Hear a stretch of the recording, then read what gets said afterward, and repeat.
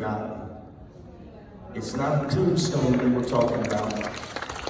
Are you ready? Because I hope this nails it for you too. Shannon L. Alder said this: carve your name on hearts, not tombstones.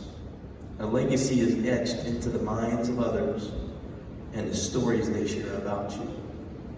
I hope I've done a good job today honoring your work here and all that you've done. Angie and I love you dearly, and we appreciate everything that you guys have done.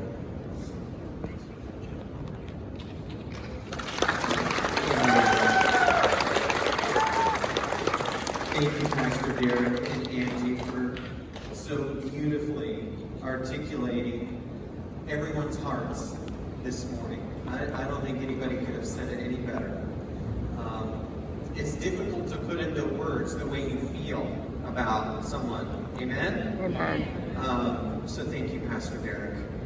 And you probably noticed I called in the big guns for this morning, Dr. Jim and Chris Beard, to join us in this celebration to honor Pastor Dwight and Jeannie, and for a couple of reasons. Number one, because Dr. Jim and Chris are very good and dear friends with the Rogers, but number two, because they were here when this journey of Pastor Dwight and Jeannie at Hope Church began.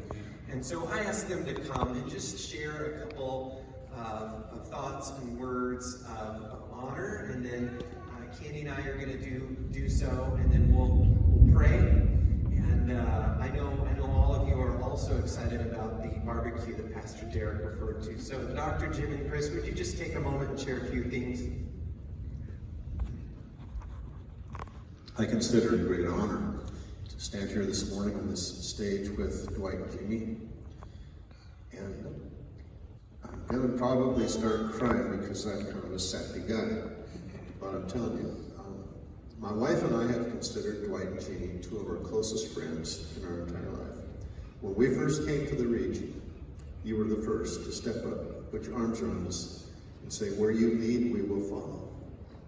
I'll never forget those words. They were in this church, right down here. Well, the stage was different then, but it was right there, and I'll never forget the welcome they gave us. And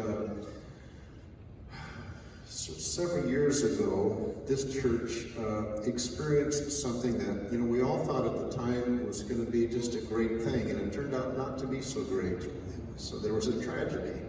There was something that we had to deal with. And as the overseer of the region, I had the untenable task of having to remove a pastor from his pulpit. And it was one of the darkest days in my personal leadership journey. And as we prayed about what to do, the Lord said, there's only one thing you can do. There's only one couple that can see this church through the tumultuous waters ahead. And that's Dwight and Jeannie Rogers. And I said, Father, he's one of my best friends. I would not throw my best friend into that. I'm sorry. God says, he is the man, and she is the woman I've chosen for this time. And so as a segue for this church into the future, to do some pruning, to do some clipping, to do some directing, to become a demonstration of solid leadership, Dwight and Jeannie stepped forward and answered the call. And ironically, they're still our friends. But you all